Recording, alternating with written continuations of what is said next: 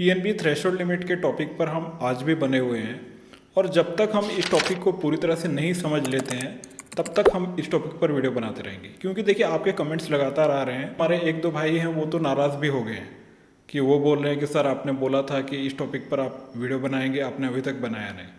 तो देखिए मैं ये बोलना चाहूँगा कि जब तक हमारे पास एक प्रॉपर इन्फॉर्मेशन नहीं मिलता है, पूरी जानकारी नहीं मिलती है, हम ऐसे ज़बरदस्ती वीडियो नहीं बनाएंगे कि आपने कोई सवाल पूछा है, मेरे पास उसका जवाब नहीं है, सही जवाब नहीं है, जानकारी नहीं है, तो ऐसा नहीं है कि मैं ज़बरदस्ती वीडियो बना दूंगा व्यूज़ के चक्कर में। ऐसा नहीं है।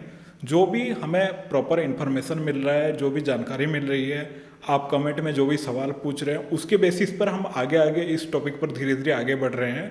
और बैंक की तरफ से कोई भी अपडेट आएगा तो उस पर भी हम डिटेल वीडियो ज़रूर बनाएंगे।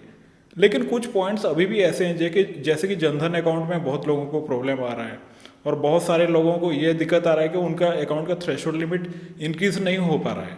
बैंक ब्रांच में वो जा रहे हैं तो उनको जवाब मिल रहा है कि अभी तो ये नया सिस्टम है, अभी ये सिस्टम में अपडेट नहीं हुआ है, इसमें टाइम लगेगा। या फिर किसी किसी को ऐसा बोला जा रहा है कि आप पैन कार्ड लेकर आइए तभी आपका लिमिट बढ़ेगा।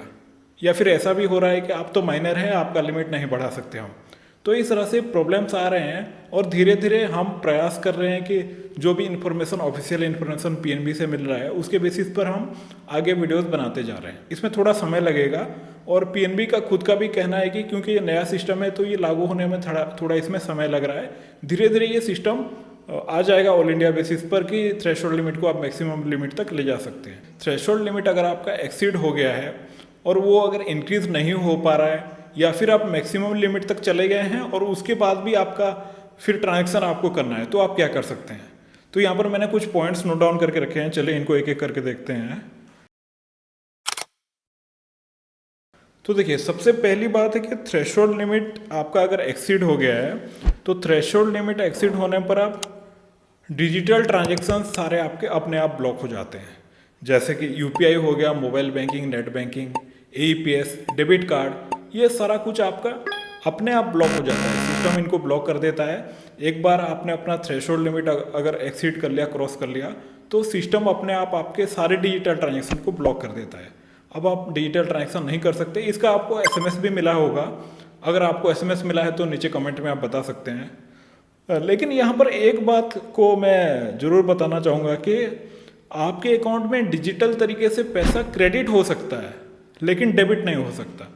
अगर आपका यूपीआई से कहीं से पैसा आना है या फिर कहीं से आरटीजीएस या एनईएफटी में या फिर कोई गवर्नमेंट स्कीम का पैसा आना है तो अकाउंट में पैसा आ जाएगा, क्रेडिट होने में परेशानी नहीं है। लेकिन उसको आप डिजिटल तरीके से डेबिट नहीं कर सकते। तो आप क्या कर सकते हैं, आप बैंक ब्रांच में जाकर वहाँ से ट्रांजेक्शन कर सकते हैं, कैश विड्रॉल कर सकते हैं, अपने अकाउंट से पैसा निकाल सकते हैं, विड्रॉल स्लिप ले लीजिए या फिर अगर आपके पास चेकबुक है तो चेकबुक ले लीजिए। पैसा आपको ट्रांसफ़र करना है जैसे कि एनईएफटी करना है, आरटीजीएस करना है, वो भी अगर आपके पास चेकबुक है तो चेक लेकर बैंक ब्रांच में चले जाइए, वहाँ पर आरटीजीएस फॉर्म मिलता है, फॉर्म फिलअप करके आप अपने खाते से RTGS, NEFT, RTGS fund transfer भी कर सकते हैं। इसके अलावा अगर आपको थर्ड पार्टी को चेक दे रहे हैं, मान लीजिए आपका कोई बिजनेस है और पार्टी को आपको पेमेंट देना है, पहले आप यूपीआई कर देते थे, लेकिन अगर आप अभी चेक उनको दे देते हैं, चेक आप साइन करके अमाउंट भर के उनको अगर दे देते हैं तो वो भी क्लियरिंग में चला जाएगा, उनका चेक भी पेमेंट हो जाएगा। वो चाहें तो कैश भी ले सकते हैं या फिर अपने अकाउंट में अगर चेक को जमा करना चाहें तो वो भी करा सकते हैं, वो भी हो जाएगा। वो भी आपका चेक ऐसे रिटर्न नहीं होगा, वो ट्रांजेक्शन भी आप कर सकते हैं। तो इस तरह से आप ऑफलाइन ट्रांजैक्शन कर पाएंगे लेकिन ऑनलाइन ट्रांजैक्शन नहीं कर पाएंगे, डिजिटल ट्रांजैक्शन नहीं कर पाएंगे। और उसके बाद क्या होगा, 1 अप्रैल से अभी जब मैं ये वीडियो बना रहा हूँ अक्टूबर 2025 चल रहा है, तो 1 अप्रैल 2026 को आपका थ्रेशोल्ड लिमिट अपने आप रीसेट हो जाएगा फिर से एक फाइनेंशियल ईयर के लिए। यानी कि 1 अप्रैल 2026 से लेकर 31 मार्च 2027 तक, आगे तक एक फाइनेंशियल ईयर के लिए आपका थ्रेशोल्ड लिमिट, नया थ्रेशोल्ड लिमिट फिर से सेट हो जाएगा, रीसेट हो जाएगा, अपने आप हो जाएगा, आपको फिर उसके लिए कुछ करना नहीं पड़ेगा। अब ये नया थ्रेशोल्ड लिमिट आपको कितना लिमिट मिलेगा, अभी जितना लिमिट है क्या उतना मिलेगा, ऐसा कुछ नहीं है। 2 पॉइंट्स हैं जिनके ऊपर ये डिपेंड करता है।